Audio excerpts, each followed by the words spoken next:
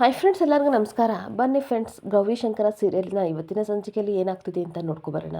ಅದಕ್ಕೂ ಮುಂಚೆ ಯಾರೆಲ್ಲ ನನ್ನ ವಿಡಿಯೋ ನೋಡ್ತಾ ಇದ್ದಾರೆ ಫ್ರೆಂಡ್ಸ್, ಅವರೆಲ್ಲ ಪ್ಲೀಸ್ ಪುಟ್ಟದೊಂದು ಲೈಕ್ ಮಾಡಿ, ಹಾಗೆ ಫಾಲೋ ಮಾಡೋದನ್ನ ಮರಿಬೇಡಿ. ಬನ್ನಿ ಸ್ಟಾರ್ಟ್ ಮಾಡೋಣ.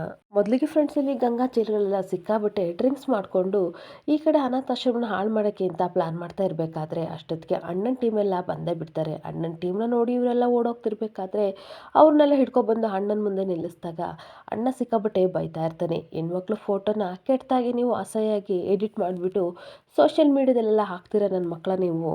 ಹಾಗೆ ಹೆಣ್ಣು ಅಂತ ಅಂದರೆ ಏನು ಅಂತ ಗೊತ್ತಂದ್ರಲ್ಲ ನಿಮಗೆ. ನಿಮ್ಮನ್ನ ಎರೋಳು ಹೆಣ್ಣು, ಹಾಗೆ ನಿಮ್ಮ ಮಕ್ಳಿಗೆ ಜನ್ಮ ಕೊಡೋಳು ಹೆಣ್ಣು, ಈ ಭೂಮಿ ತಾಯಿ ಹೆಣ್ಣು, ಹಾಗೆ ಕನ್ನಡಾಂಬೆನೂ ಹೆಣ್ಣು, ಅದೆಲ್ಲ ನಿಮಗೆ ಗೊತ್ತಿಲ್ವಂತ ಅಂದಾಗ ಅಣ್ಣ ದಯವಿಟ್ಟು ನಮ್ಮನ್ನ ಬಿಟ್ಬಿಡಿ, ಇನ್ನೊಂದ್ಸಲ ಈ ತಪ್ಪು ಮಾಡೋಣ ಅಂತ ಅಂದಾಗ ನಿಮ್ಮ ಈ ತಪ್ಪಿಗೆ ಕ್ಷಮನೆ ಇಲ್ಲ ಅಂತ ಅವರಿಬ್ರು ಸಹ ಕೊಚ್ಚಾಕ್ಬಿಡ್ತಾರೆ. ಕೊಚ್ಚಾಕ್ಬಿಟ್ಟು ಎತ್ಕೊಂಡೋಗಿ ನೇತಾಕ್ಲಾ ಅಂತ ಅಂದ್ಬಿಟ್ಟು ಎಚ್ಚರಿಕೆ ಇರಲಿ ಅಂತ ಅಣ್ಣ ಒಂದು ಬೋರ್ಡಲ್ಲಿ ಬರೆದು ಹೇಳ್ತಾ ಇರ್ತಾನೆ.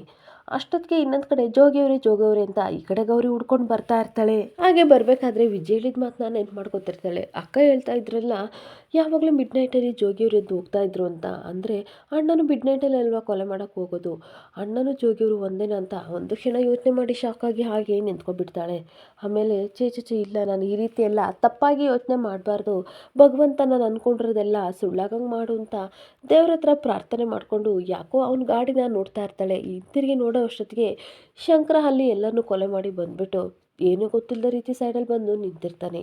ಇದು ಯಾರಿದು ನಿಂತಿರೋದು ಅಂತ ಅಂದ್ಬಿಟ್ಟು ನಿಧಾನಕ್ಕೆ ಬಂದು ನೋಡಿದರೆ ಅಲ್ಲಿ ಶಂಕರನೇ ನಿಂತಿರ್ತಾನೆ. ಅಯ್ಯೋ, ನನ್ನ ಜೋಗಿಯವ್ರು ಇಲ್ಲೇ ಇದ್ದಾರಲ್ಲ, ನಾನೇ ತಪ್ಪಾಗಿ ಇದನ್ನು ತಿಳ್ಕೊಬಿಟ್ನಲ್ಲ, ಥ್ಯಾಂಕ್ಸ್ ಗಾಡ್, ನಾನು ತಪ್ಪಲ್ಲ, ನಾನು ಸುಮ್ಮನೆ ಏನೇನೋ ಭ್ರಮೆಲೆ ಇದ್ದೀನಿ ಅಂತ ಅದನ್ನು ನೀನು ಅರ್ಥ ಮಾಡಿಸಿದ್ಕೆ ಇವ್ರ ಬಗ್ಗೆ ತಪ್ಪಾಗಿ ತಿಳ್ಕೊಬಿಟ್ಟಿದ್ದೆ ಅಂತ ಅಂದ್ಬಿಟ್ಟು ಜೋಗಿನ ನೋಡಿಕೊಂಡು ತುಂಬ ಬೇಜಾರಿಂದ ನಿಂತ್ಕೋತಾಳೆ. ಹಾಗೆ ಜೋಗಿಯವ್ರೆ ಅಂತ ಕೂಗ್ಬಿಟ್ಟು ಅವನನ್ನು ಹಗ್ ಮಾಡಿಕೊಂಡು ಕಣ್ಣೀರಾಗ್ತಿರ್ಬೇಕಾದ್ರೆ, ಯಾಕಮ್ಮಿಯವ್ರೆ ಇಷ್ಟೊತ್ತಿನಲ್ಲಿ ಇಲ್ಲಿಗೆ ಬಂದ್ರಿ ಅಂತ ಅಂದಾಗ, ಇನ್ನೇನು ಮತ್ತೆ ಎಷ್ಟು ಟೆನ್ಷನ್ ಆಗಿತ್ತು ಗೊತ್ತಾ, ನೀವು ಬೇರೆ ಕಾಣ್ತಾ ಇರಲಿಲ್ಲ, ಜೊತೆಗೆ ಅನುಮಾನನೂ ಸಹ ಬರ್ತಾ ಇತ್ತು ಅಂತ ಅಂದಾಗ, ಏನು ಅನುಮಾನ ಬರ್ತಿತ್ತು ಅಂತ ಅಂದಾಗ, ಅದೆಲ್ಲ ಹೇಳೋಕ್ಕಾಗಲ್ಲ ಬಿಡಿ, ಹೌದು ಇಷ್ಟೊತ್ತಿನಲ್ಲಿ ಯಾಕೆ ಇಲ್ಲಿಗೆ ಬಂದ್ರಿ ಅಂತ ಅಂದಾಗ, ನೀವು ಕೊಟ್ಟ ಎಣ್ಣೆ ತಿಂದಮೇಲೆ ಯಾಕೋ ಅವ್ವ ತುಂಬ ನೆನಪಾದ್ಲು, ಅದಕ್ಕೋಸ್ಕರ ದೊಡ್ಡವರೆಲ್ಲ ಹೇಳ್ತಿದ್ರಲ್ವ, ಸತ್ ಮೇಲೆ ನಕ್ಷತ್ರ ಆಗಿ ಕಾಣ್ತಾ ಇರ್ತಾರೆ, ಜೊತೆಗೆ ಅವರು ನಮ್ಮನ್ನು ನೋಡ್ತಾ ಇರ್ತಾರೆ ಅಂತ ಹೇಳ್ತಾ ಇದ್ರಲ್ಲ, ಅದಕ್ಕೋಸ್ಕರ ನಮ್ಮ ಅವ್ವನು ಸಹ ನಕ್ಷತ್ರದಲ್ಲಿ ಇರ್ಬೋದು, ನನ್ನನ್ನು ನೋಡ್ತಾಳೆ ಅಂತ ಹುಡ್ಕೊಂಡು ಇಲ್ಲಿವರೆಗೂ ಬಂದೆ ಅಂತ ಸುಳ್ಳು ಹೇಳ್ತಾ ಇರ್ತಾನೆ. ಹಾಗೆ ಸರಿ ಆಯ್ತು ಬನ್ನಿ, ಟೈಮ್ ಆಗಿದೆ ಮಲ್ಕೊಳಕ್ಕೆ ಹೋಗೋಣ ಅಂತ ತನ್ನ ಪಾಟಿಗೆ ತಾನೇ ಶಂಕರ ಹೋಗ್ತಿರ್ಬೇಕಾದ್ರೆ ಇವಳು ತನ್ನ ಮನಸಲ್ಲೇ ಬೈಕೋತಾ ಇರ್ತಾಳೆ. ಇಂಥ ಜೋಗಿಯವ್ರ ಮೇಲೆ ಗೌರಿ ಅನುಮಾನ ಪಟ್ಟಲ್ಲ, ಇನ್ಯಾವತ್ತು ಇವ್ರ ಮೇಲೆ ಅನುಮಾನ ಪಡಬೇಡ, ತಪ್ಪಾಯ್ತು ಅಂತ ಕೆನ್ನೆ ಹೊಡ್ಕೊಂಡು ಇವಳು ಸಹ ಮಲಗಕ್ಕೆ ಹೋಗ್ತಾ ಇರ್ತಾಳೆ. ಹಾಗೇನೊಂದು ಕಡೆ ಬೆಳಕರ್ದಾಗ ಶಂಕರ ಎದ್ದು ಬರ್ತಾ ಇರಬೇಕಾದ್ರೆ ಈ ಕಡೆ ಹಾಲಲ್ಲಿ ಟೆಡ್ಡಿ ಬೇರ್ ಗಿಟಪ್ ಹಾಕೊಂಡು ಗೌರಿ ಕೂತಿರ್ತಾಳೆ. ಹ್ಯಾಪಿ ವ್ಯಾಲೆಂಟೈನ್ಸ್ ಡೇ ಅಂತ ಹೇಳ್ತಾ ಇರಬೇಕಾದ್ರೆ ಯಾರ್ಲಾ ಅದು ಅಂತ ಕೂತ್ಕೊಂಡು ಬರ್ತಾನೆ. ಹಾಯ್ ಹ್ಯಾಂಡ್ಸಮ್ ಅಂತ ಅನ್ಬೇಕಾದ್ರೆ ಈ ವಾಯ್ಸ್ನೆಲ್ಲೋ ಕೇಳಿದಿನಲ್ಲ, ಯಾರ್ಲಾ ಅಂತ ಕೇಳ್ತಾ ಇರ್ತಾನೆ. ಕೋಳಿ ಚುರುಮುರಿ ಬರಿಲ್ಲ, ಇದು ಯಾವುದೋ ಇಲ್ಲಿ ಟೆಡ್ಡಿ ಬೇರ್ ಇಲ್ಲಿದೆ, ಇದನ್ನ ತಗೊಂಡೋಗಿ ಇತ್ಲಿಗೆ ಎಷ್ಟು ಬಂದ್ರಿಲ್ಲ ಅಂತ ಅಂದಾಗ ಅವರಿಬ್ರು ಇಟ್ಕೊಳಕ್ಕೆ ಅಂತ ಬರ್ತಾ ಇರಬೇಕಾದ್ರೆ ಹ್ಯಾಂಡ್ಸಮ್ ಅಂತ ಕೂಗ್ತಾ ಇರ್ತಾಳೆ. ಮಾತಾಡೋದು ಕಡ್ಲ ಅಂತ ಇಟ್ಕೊಳ್ಳ ಅಂತ ಅಂದಾಗ ಅಷ್ಟೊತ್ತಿಗೆ ಮುಖದಲ್ಲಿರೋ ಕ್ಯಾಪ್ನ ತೆಗೆದು ನಾನೇ ಅಂತ ಅಂದಾಗ, ಸರ್ಪ್ರೈಸ್ ಕೊಡೋಣ ಅಂತ ಬಂದರೆ ನನ್ನನ್ನೇ ಎಸಿತೀರಾ ಅಂತ ಕೋಪ ಮಾಡ್ಕೋತಾ ಇರ್ತಾಳೆ. ಹಾಗೆ ಸಾರಿ ಅಮ್ಮಿಯವ್ರೆ, ನೀವಂತ ಗೊತ್ತಾಗಲಿಲ್ಲ ಅಂತ 1 ಅವರ್ ಅವಳ ಜೊತೆ ಹಾಗೆ ಮಾತಾಡ್ತಾ ಇರಬೇಕಾದ್ರೆ ಕೋಳಿ ಚುರುಮರಿ ತುಂಬ ಆಶ್ಚರ್ಯದಿಂದ ನೋಡ್ತಾ ಇರ್ತಾರೆ. ಇದೇನಿಲ್ಲ, ಇದು ಅಣ್ಣ ಅತ್ತಿಗೆ ಏನು ಮಾತಾಡ್ತಾರೆ ಅಂತ ನಮಗೆ ಕೇಳಿಸ್ತಾ ಇಲ್ಲ ಅಂತ ಅನ್ಬೇಕಾದ್ರೆ ಅಷ್ಟೊತ್ತಿಗೆ ವಿಜಿ ಬರ್ತಾಳೆ. ಏನಾಗ್ತಿದೆ ಅಂತ ಅಂದಾಗ, 1 ಅವರಿಂದ ನೋಡ್ತಾ ಇದ್ದೀವಿ, ನಮಗೇನು ಅರ್ಥ ಆಗ್ತಿಲ್ಲ, ನಿಮಗೇನು ಹೇಳೋದು ಮೇಡಮ್ ಅಂತ ಹೇಳ್ತಾ ಇರಬೇಕಾದ್ರೆ, ತಡ್ರಿ ಒಂದು ಮಾಡ್ತೀನಿ, ಏನಾದರೂ ಮಾಡ್ತೀನಿ ಅಂತ ಅಂದ್ಬಿಟ್ಟು ಕೋಳಿ ಚುರುಮರಿ ಜೋರಾಗಿ ಹಣ ಅಂತ ಕೂಗ್ತಾ ಇರ್ತಾರೆ. ಏನ್ರಲ್ಲ ಅಂತ ಅಂದಾಗ, ನಾವು ನೋಡ್ತಾ ಇದ್ದೀವಿ, ಏನಣ್ಣ ಮಾಡ್ತಾ ಇದೀಯಾ, ಈ ಟೆಡ್ಡಿ ಬೇರ್ನ ಇತ್ಲಿಗೆ ತಗೊಂಡೋಗಿ ಎಸ್ ಬರಲ್ಲ ಅಂತ ಅಂದಾಗ, ಅಯ್ಯೋ ನನ್ನ ಬಂಗಾರದಂತ ಅಮ್ಮಿಯವ್ರನ್ನ ಎಸಿತೀರಾ, ಹೋಗು ಭುವಿ ಲಾಂಗ್ ತಗೋಬಾ ಅಂತ ಅಂದಾಗ, ಬೇಡಣ್ಣ ಸುಮ್ಮನೆ ನಿಂತ್ಕೋತೀವಿ ಅಂತ ಕೂಗಾಡ್ತಾ ಇರ್ತಾರೆ. ಅಷ್ಟೊತ್ತಿಗೆ once again happy teddy day ಅಂತ ಅಂದಾಗ, ನನ್ನ ಟೆಡ್ಡಿ ಬೇರ್ ಎಲ್ಲಿ ಅಂತ ಅಂದಾಗ, ನಾನೇ ಇದ್ದೀನಲ್ಲ ಅಂತ ಗೌರಿ ಶಂಕರನ ಅಗ್ಬಾಡ್ಕೋತಾ ಇರ್ತಾಳೆ. ಹಾಗೆ ಕೋಳಿ ಚುರುಮರಿ ಹೇಳ್ತಾ ಇರ್ತಾರೆ, ಅದಕ್ಕೆವ್ವ ಇದೇನಾ ಸರ್ಪ್ರೈಸು, ಇನ್ನೂ ಎಷ್ಟು ಡೇಗಳಿದ್ದಾವೆ ಅಂತ ಅನ್ಬೇಕಾದ್ರೆ 7 ಡೇಸ್ ಇರುತ್ತೆ. ಆದರೆ ಗೌರಿ ಸ್ವಲ್ಪ ಲೇಟಾಗೆ ಶುರು ಮಾಡಿದಳಲ್ವಾ, ಸೊ ಹಾಗಾಗಿ first day hug day, chocolate day, rose day, Valentine's day, propose day, ಈ ಥರ ಎಲ್ಲ ಇರ್ತವೆ ಅಂತ ಈ ಕಡೆ ವಿಜಯ್ ಹೇಳ್ತಾ ಇರ್ತಾಳೆ.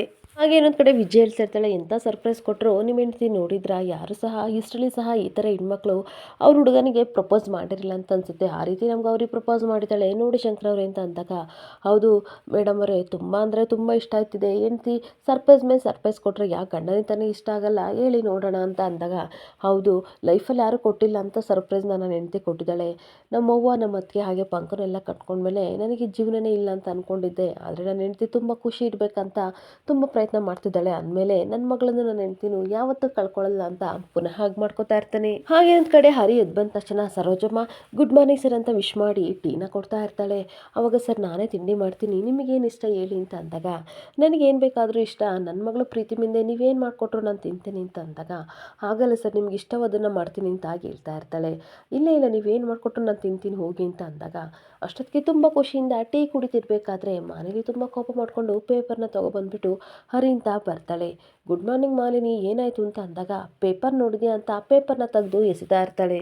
ಹಾಗೆ ಪೇಪರ್ನಲ್ಲಿರೋದು ಓದ್ತಾ ಇರಬೇಕಾದ್ರೆ ಹರಿಗೆ ತುಂಬ ಶಾಕ್ ಆಗುತ್ತೆ. ಅಣ್ಣ ಮತ್ತು ಗ್ಯಾಂಗಿನಿಂದ ಈ ಕಡೆ ಅನಾಥಾಶ್ರಮಕ್ಕೆ ತೊಂದರೆ ಕೊಡ್ತಿರೋರು ಕೊಲೆ ಆಗಿದ್ದಾರೆ ಅಂತ ಅಂದಾಗ ಅದನ್ನು ನೋಡಿ ಅವನಿಗೆ ಸಿಕ್ಕಾಬಿಟ್ಟೆ ಶಾಕ್ ಆಗ್ತಾ ಇರುತ್ತೆ.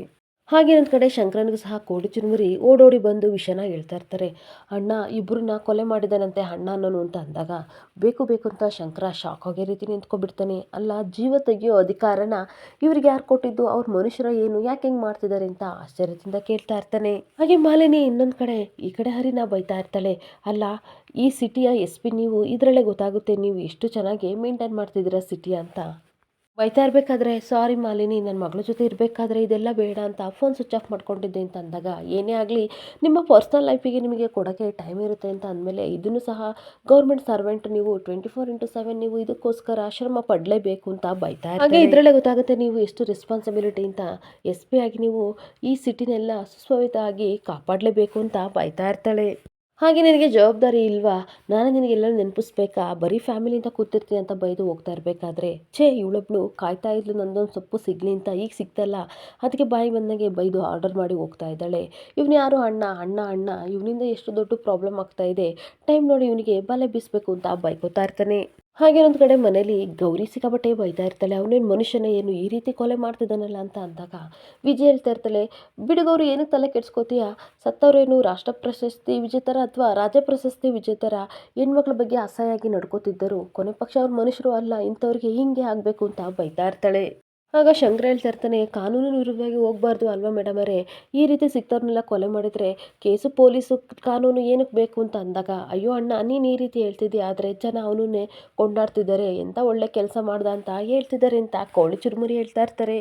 ಹಾಗೆ ಅಣ್ಣ ಅವನು ದಿನೇ ದಿನೇ ಕೊಲೆ ಮಾಡ್ತಿದ್ರು ಸಹ ಫ್ಯಾನ್ಸು ಜಾಸ್ತಿ ಆಗಿಬಿಟ್ಟಿದ್ದಾರೆ, ದುಷ್ಟರನ್ನ ಸಂಹಾರ ಮಾಡೋ ಕಲ್ಕಿ ಬಂದಿದ್ದಾನೆ ಅಂತ ಹೋಗ್ತಾ ಇದ್ದಾರೆ ಅಂತ ಚುರುಮುರಿ ಹೇಳ್ತಾ ಇರ್ತಾನೆ. ಅಷ್ಟೊತ್ತಿಗೆ ಭುವಿ ಅಪ್ಪ ಅಪ್ಪ ಅಂತ ಓಡಿ ಎದ್ರುಕೊಂಡು ಬರ್ತಿರ್ಬೇಕಾದ್ರೆ ಏನಾಯ್ತವ ಅಂತ ಅಂದಾಗ ನಾನು TV ನೋಡಬೇಕಾದ್ರೆ ಯಾರೋ ಇಬ್ಬರನ್ನ ಸಾಯಿಸಿ ಈ ಥರ ಉಲ್ಟಾ ನೇತಾಕಿದ್ರು, ಅದನ್ನ ನೋಡಿ ಭಯ ಆಯಿತು ಅಂತ ಅಂದಾಗ ಎದ್ರುಕೋಬೇಡ ಕಣವ, ಮಕ್ಕಳು ಸಹ TV ನೋಡ್ದಂಗೆ ಮಾಡ್ತಾ ಇದ್ದಾರೆ ನನ್ನ ಮಕ್ಕಳು, ಕೆಲವೊಂದು ಹುಳುಗಳು ನಮ್ಮ ಊರಿಗೆ ಬಂದಿದ್ದಾವೆ, ಸ್ವಲ್ಪ ತಿಂದೆಲ್ಲ ಹೋಗ್ತಾವೆ ಬಿಡವ, ನೀನು ಎದ್ರುಕೋಬೇಡ ಅಂತ ಸಮಾಧಾನ ಮಾಡ್ತಾ ಇರ್ತಾನೆ. ಹಾಗೇನೊಂದು ಕಡೆ ವಿಷಯ ಗಂಗನ್ಗೂ ಸಹ ಗೊತ್ತಾಗಿ ಕಿರ್ಚಾಡ್ತಾ ಇರ್ತಾಳೆ. ಅಣ್ಣ ಅಣ್ಣ ಅಣ್ಣ ಇವನು ಯಾವನು ಅಣ್ಣ, ನಾವು ಅವನನ್ನ ನಮ್ಮ ಮುಂದೆ ಕರ್ಸ್ಬೇಕು, ಅವನನ್ನ ಉಲ್ಟಾ ನೆತಾಕ್ಬೇಕು ಅಂತ ಪ್ಲಾನ್ ಎಲ್ಲ ಮಾಡಿ ರೆಡಿ ಮಾಡಿದ್ದು, ಅಂಥದ್ರಲ್ಲಿ ನಮ್ಮ ಕಡೆ ಹುಡುಗರನ್ನ ಈ ರೀತಿ ಮಾಡಿದನಲ್ಲ, ಎಷ್ಟಿರ್ಬೇಕು ಗಟ್ಸು ಅವನಿಗೆ ಅಂತ ರುದ್ರನ್ಗೆ ಹೇಳ್ಕೊಂಡು ಕೂಗಾಡ್ತಾ ಇರ್ತಾಳೆ. ಹಾಗೆ ತುಂಬ ಕೋಪದಿಂದ ರುದ್ರನು ಸಹ ಹೇಳ್ತಾ ಇರ್ತಾನೆ, ಅಲ್ಲ ನಮ್ಮ ಪ್ಲಾನೆಲ್ಲ ತಿಳ್ಕೊಂಡು ನಮ್ಮ ಹುಡುಗರನ್ನೆಲ್ಲ ಸಾಯಿಸಿದಾನಲ್ಲ, ಇವನಿಗೆ ಇನ್ಫಾರ್ಮೇಷನ್ ಕೊಡೋದು ಯಾರು ಅಂತ ರುದ್ರ ಕೇಳಬೇಕಾದ್ರೆ ನನಗೂ ಅದೇ ಟೆನ್ಷನ್ ಆಗ್ತಿದೆ, ನಮ್ಮ ವಿಷಯನೆಲ್ಲ ಯಾರು ಸಹ ಲೀಕ್ ಮಾಡ್ತಾ ಇದ್ದಾರೆ, ಹಿಂಗಂತ ಗೊತ್ತಾದರೆ ನಮ್ಮ ಹುಡುಗರನ್ನೆಲ್ಲ ಸಾಯಿಸಿ ನೇತಾಕಿ ಕೊನೆಗೆ ನಮ್ಮ 3 ಜನ ಅಷ್ಟೇ ನಾವು ಉಳ್ಕೊಳ್ಳೋದು ಅಂತ ಕಿರ್ಚಾಡ್ತಾ ಇರ್ತಾಳೆ. ಹಾಗೆ ರುದ್ರ ಇನ್ನೊಂದು ಕಡೆ ಈ ರೀತಿ ಆಗೋಕ್ಕೆ ನಾನು ಬಿಡಲ್ಲ, ಕಮಿಷನರ್ಗೆ ಇವಾಗಲೂ ಫೋನ್ ಮಾಡ್ತೀನಿ ಅಂತ ಫೋನ್ ಮಾಡಿ ಸಿಕ್ಕಾಬಟ್ಟೆ ಬೈತಾ ಇರ್ತಾನೆ.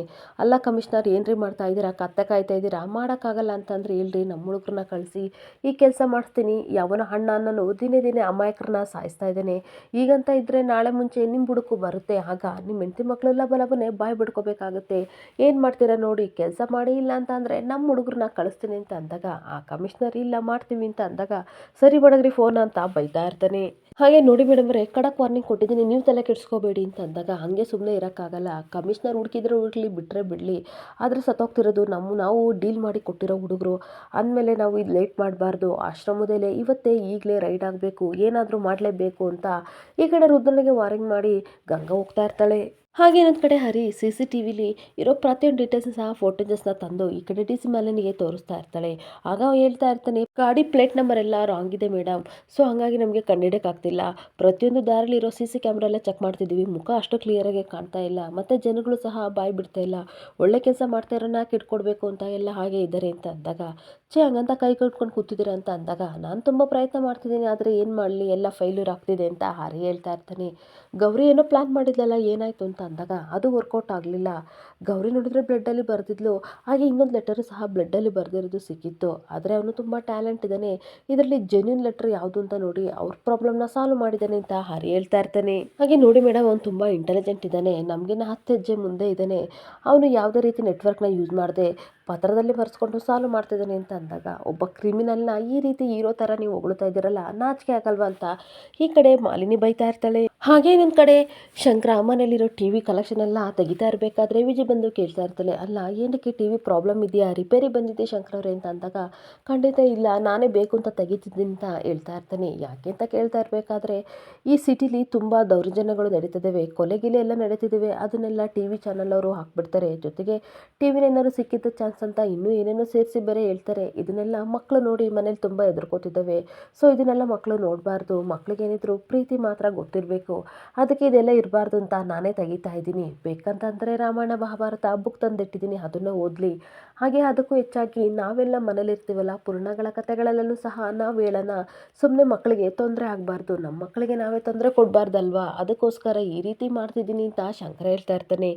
ಅಲ್ಲ, ನೀವು ಇಷ್ಟೊಂದು ಥರ ಬದಲಾಗಿರೋದು ನೋಡಿ ನನಗೆ ತುಂಬ ಆಶ್ಚರ್ಯ ಆಗ್ತಿದೆ ಅಂತ ವಿಜಯ್ ಹೇಳ್ತಿರ್ಬೇಕಾದ್ರೆ, ನಾನೊಂದು ಟೈಮಲ್ಲಿ ಕೊಲೆಗಳನ್ನೆಲ್ಲ ಮಾಡ್ತಾ ಇದ್ದೆ, ಅದನ್ನೆಲ್ಲ ನೆನೆಸ್ಕೊಂಡ್ರೆ ನನಗೆ ತುಂಬ ಅಸಹ್ಯ ಅನಿಸುತ್ತೆ, ಆದರೆ ನನ್ನ ಮಕ್ಕಳಿಗೆ ಅಂಥ ಬುದ್ಧಿ ಕಲಿಸೋಕ್ಕೆ ನಾನು ಇಷ್ಟಪಡಲ್ಲ ಅಂತ ಅನ್ಬೇಕಾದ್ರೆ, ಭೂವಿ ನನಗೆ ಟಿವಿನೇ ಬೇಕು ಅಂತ ಏನಿಲ್ಲಪ್ಪ, ರಾಮಾಯಣ ಮಹಾಭಾರತನೇ ಓದ್ತೀನಿ ಅಂತ ಅಂದಾಗ, ತುಂಬ ಜಾಣೆ ಮಗಳೇ ಅಂತ ಅಂದ್ಬಿಟ್ಟು ಟಿವಿನ ತಗೊಂಡು ಈ ಕಡೆ ಸ್ಟೋರ್ ರೂಮಿಗೆ ಇಡೋಕ್ಕೆ ಅಂತ ಹೋಗ್ತಾ ಇರಬೇಕಾದ್ರೆ, ಗೌರಿ ತುಂಬ ಆಶ್ಚರ್ಯದಿಂದ ಶಂಕರನ್ನ ನೋಡ್ತಾ ಇರ್ತಾಳೆ. ಹಾಗೆ ವಿಜಯ್ ಹತ್ರ ಬಂದ್ಬಿಟ್ಟು, ಅಕ್ಕ ನೋಡಿದ್ರಾ, ನಾನು ಯಾಕಾದರೂ ಇವ್ರನ್ನ ಬದಲಾಗಲಿ ಅಂತ ಅನ್ನೋ ಗೊತ್ತಿಲ್ಲ, ಈ ರೀತಿ ಬದಲಾಗಿದ್ದಾರೆ, ನನಗೇನು ಮಾಡಬೇಕು ಅಂತ ಗೊತ್ತಿಲ್ಲ ಅಂತ ಅಂದಾಗ, ಡೋಂಟ್ ವರಿ, ಟೆನ್ಷನ್ ಮಾಡ್ಕೋಬೇಡ, ಆಗೋದೆಲ್ಲ ಒಳ್ಳೇದಕ್ಕೆ ಅಂತ ಅಂದ್ಕೋಬೇಕು ಅಂತ ವಿಜಯ್ ಹೇಳ್ತಾ ಇರ್ತಾಳೆ. ಇಲ್ಲಿಗೆ ಸಂಚಿಕೆ ಎಂಡ್ ಆಗ್ತಿದೆ. Thank you for the watching friend.